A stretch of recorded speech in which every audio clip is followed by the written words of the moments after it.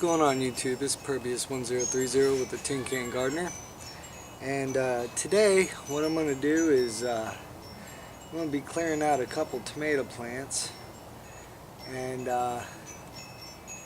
but before I do that, and right now it's high noon, I'm obviously not going to do it right now, but just wanted to give you guys an example of the process that I'm going to have to go through today, because whenever I just take on my plants, I don't like to just kill them off. I like to take cuttings from them and root those cuttings so we can continue that plant on and not have the rest of the plant just kind of hanging around there and dying off, because most tomatoes, they do get wilt, fungus, disease, and things like that. So I needed to put a few things together before I did all that. First thing that I needed was a notebook, just a regular old composition notebook. I stole one of my children's, and they have a lot of scribbles in here, so perfect.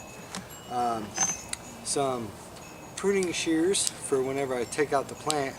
I gotta cut it off and then take out the roots. I don't want little ones coming back up, throw them in the compost pile. These are my colored coordinated tags. I have a blue, a silver, you probably can't really see that, but it is silver, a red, plain, somebody's cooking something really good, black, and green. And I also have couple pairs of smaller shears so I could take my cuttings, and a pen, because I need to make sure that I know what plant that I'm putting these color stakes in, so I know what's what. Now what I usually do, for instance, is like, alright, let me move this over here a bit,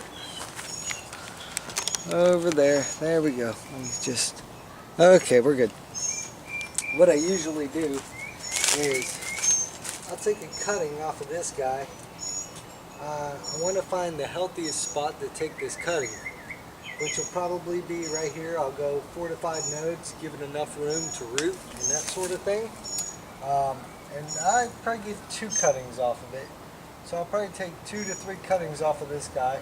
And one thing I don't want is I don't want any diseased branches, any mildew or mold. And I got to be careful, because if I touch this plant and I go over there and I touch that plant, I just transferred that disease from one plant to another, and you don't want to do that. But that's pretty much the process. I'll just take my cutting, and you know, most people, they want to use a root hormone. I'm in South Florida, I don't have to. I know that the base of this plant is going to be at a constant 70-something degrees, so it's just going to sprout roots.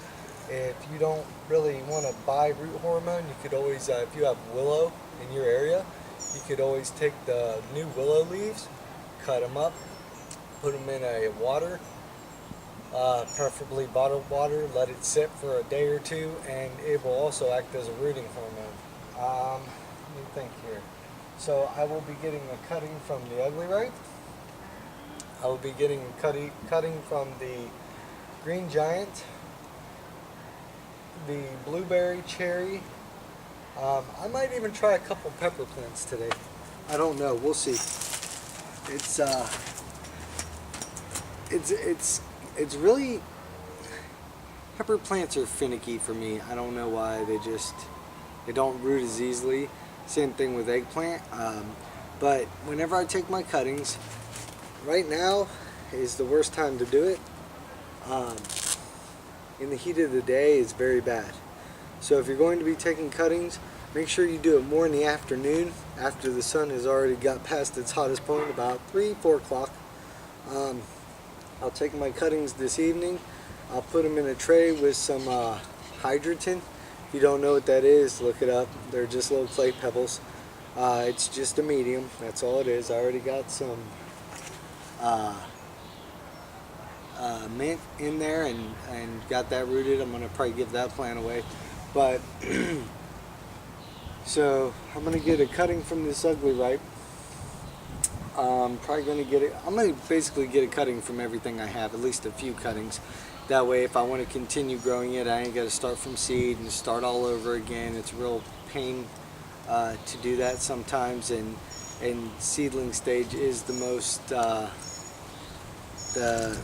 critical stage in a plant's life. So I will probably just get cuttings from my white tomassal, and that Jersey Giant over there, I'm definitely going to get cuttings from that thing because it just doesn't want to flower for me. So I'm going to get cuttings and give those away and see if somebody else I know can get them to flower, and I'll just get seeds from them. Sometimes it's a lot funner if you spread out the work, and you know, people enjoy it, so they're getting free plants, you're getting seeds, it works out. But it's a very stubborn plant, that Jersey Giant. I also wanted to talk to you guys about animals, pets, in your garden. See, I'm stubborn. I refuse to put up a fence. And in doing so, and in being that stubborn, I am learning a very valuable lesson. And that is, you will reap what you sow. I didn't put up a fence. My dogs enjoy all the tomatoes they can eat. They will dig up my carrots. I have vegetarians for dogs. What can I say? My little Shih Tzu Lapso mix, he comes in the house, his little beard's all wet. I already know what he's been doing. And you know, I can't really get mad at him. I want to, but I can't because I don't put up a fence. So my dogs do pretty much what they want. So I guess it's a lesson learned. It's a learning curve. I'm going to have to put up a fence if I want to keep on growing vegetables. One moment, guys. See something here. There we go. Got little worms around here. They're not very big, and in this Florida sun, they don't last very long. So put them in there with some good compost. He'll be happy. Sorry about that. But back to what I was saying. So I'm gonna have to put up a fence. It's just an inevitable thing. Either I put up a fence or I keep losing things to the animals. As far as everything I've grown, the Green Giants and the Ugly Ripe have produced the biggest tomatoes. My Romas and these blueberry tomatoes have created the biggest yield.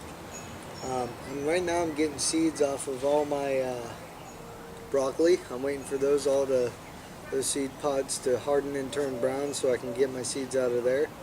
And I'm waiting for my greens to seed up. Let's see here, what else? Peppers, they're just keep growing. Peppers keep growing. South Florida, they love it down here. I've probably got way more peppers than I need, so I'm going to be giving some away. My cantaloupe plant here, it's producing small cantaloupes, but it's really okay. It's not that bad. However, what I have to do is whenever I take all this stuff out and I cut these plants down and they're at the end of their life cycle and I get the roots up and out of there, which will probably be in the next couple of weeks, because I'm going to get my cuttings to make sure they root before I get any, you don't want to get your cuttings and then cut your plant down, because if you do that, what happens is your cuttings don't root right, something goes wrong, you want to take more cuttings, you can't. Now a couple of these plants I have no choice. I'm going to have to take them out because I got mosaic wilt on my beans, and I got some other fungus growing. I need it out of here. And they say not to throw that sort of stuff in your compost pile, but it's a compost pile. Things are going to rot in there. They're critters in my compost pile. It's pretty healthy, so I don't worry about it. So I actually have to turn this thing today. I'm going to actually work on that. But whenever I get all this stuff out of here, first thing I'm going to do is probably turn over the soil, put some compost in there, turn it over again, and then start planting my melons. I'm gonna do some Kajaris, maybe a couple Afghan melons. You know, I just ordered some melons from rareseed.com, and you know, I'm gonna trellis them up, and I think I'm gonna just get a fence and do a couple tomato plants. My other plot over there, it is not very forgiving to tomatoes. The eggplant seems to like it. I mean, the eggplant over there is doing great. I don't know how, but it is. So I'm actually waiting for that eggplant to produce something. And then I'm going to till up around it and try to get all that other stuff out of there. The radishes did real good over there too. Somebody's cooking something that smells delicious. I don't know. That's another thing about living down here, man. You got so many different cultures going on that all the cooking, you know, kind of walks over your fence, and it's about lunchtime and I'm starting to get hungry. But back to what I was saying. My other plot, it just doesn't seem to favor beans or anything else. The radishes did great. I don't get it. So I'm guessing I'm going to have to double up on the compost, maybe dump some more compost in there and just do like one watermelon plant or something. And the biggest thing about gardening down here is fighting the bugs. I have been non-stop fighting bugs, and you know, I gave up after a while, honestly. It just seemed like a never-ending battle, which it is, because I'm in South Florida. It's going to happen. So what I need to do, and I suggest this for anybody, if you don't feel like going out getting some neem oil and coming out and checking your plants every single day, like my old cantaloupes I had over there, every day I had to come out and squash worms. Every single day. It was insane. And the tomatoes, I had to start coming out and checking them every day because I was getting these big giant horned worms, and they would just devastate my plants. So what I'm going to have to start doing is introducing like certain flowers into the garden and bringing certain other bugs into the garden. And I strongly suggest that people research good bugs, bad bugs, because you know, if you're killing certain bugs, like, okay, for instance, praying mantises. If you don't know what that is, look it up. They look really scary. They, you know, I like them. I think they're awesome. I grew up with them. But they come in various different shapes, sizes, and colors.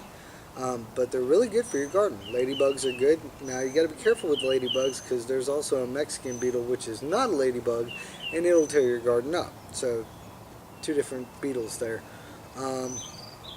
But certain flying insects, there's a bug called an assassin bug, really cool bug. They're good to have in your garden. Now the assassin bug looks very evil, but it's actually good for the garden.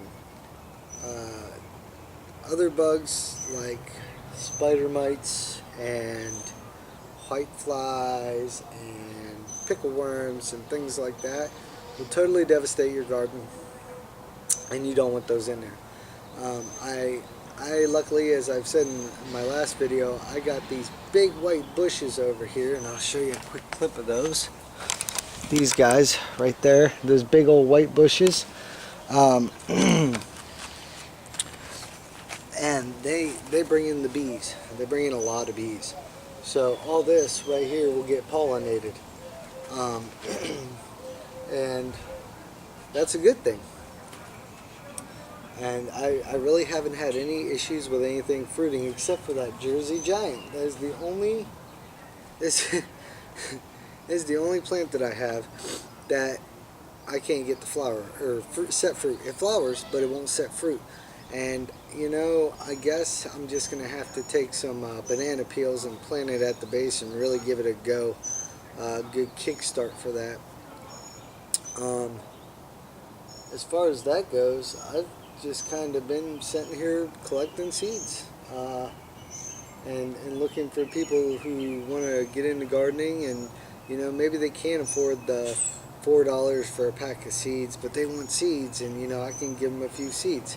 I can't give you, you know, hundreds of seeds of certain things, but a few different things, you know, because it does cost money for me to ship these things out. Stamps cost money.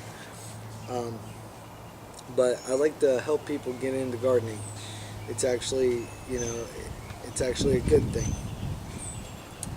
But other than that, my Roma tomatoes have gone insane. I've collected so many Roma tomatoes. I could have sauced over and over again. They're great for saucing.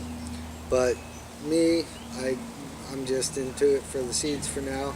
My next garden's going to be mostly melons. Of course, I'm going to collect those seeds, but you can enjoy the melons too. Tomatoes, a little bit different.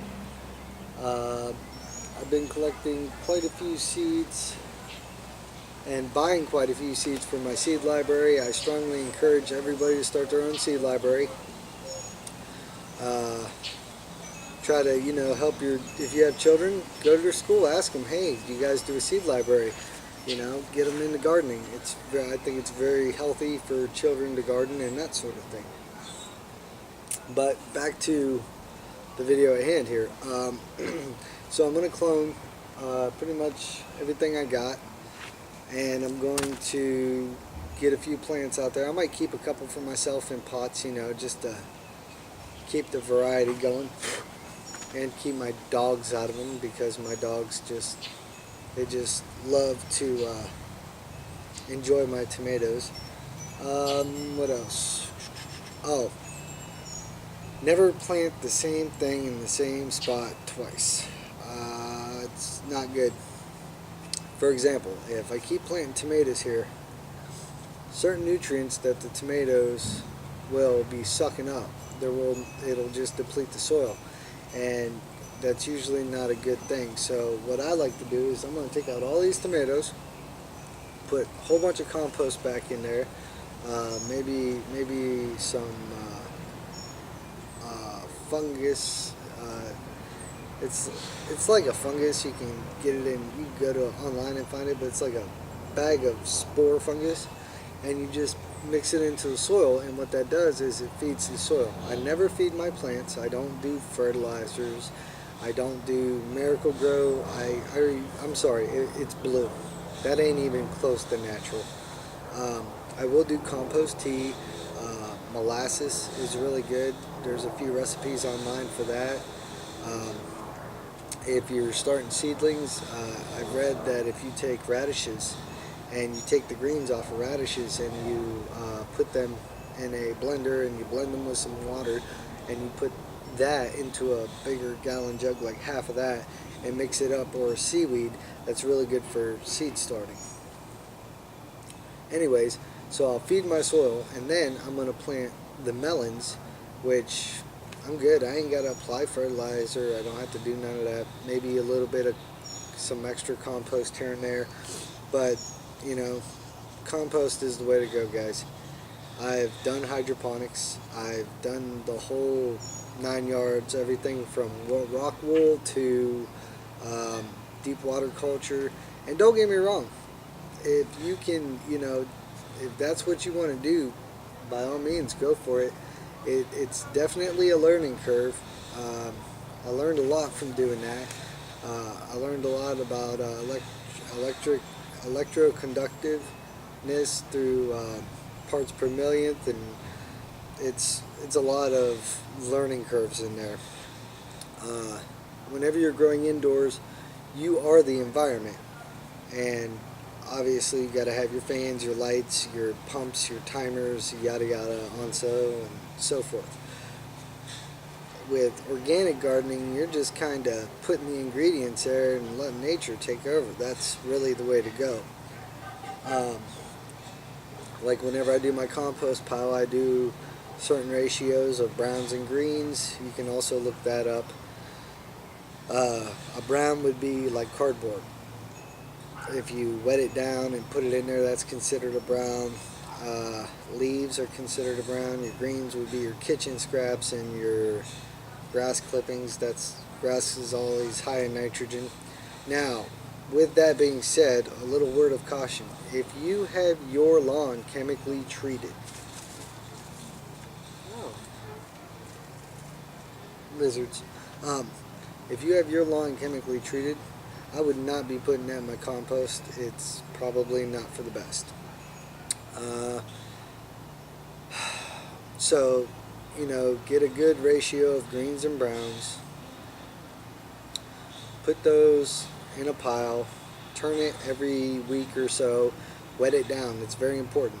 And it's hot in the middle. So don't be sticking your hand in there because you will get burnt. I've gotten chemical burns. It's classified as a chemical burn.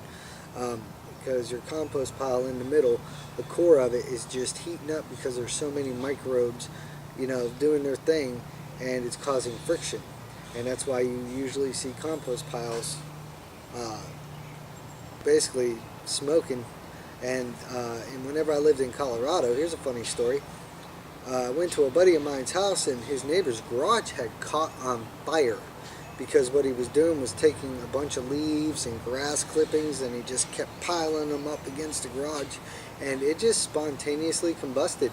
There was wood in there, and it was dry enough, and the conditions were right. And in Colorado, it can get pretty dry, and it caught the side of the garage on fire. So just a little word of caution: if you do a compost pile, don't be stacking it up next to your house.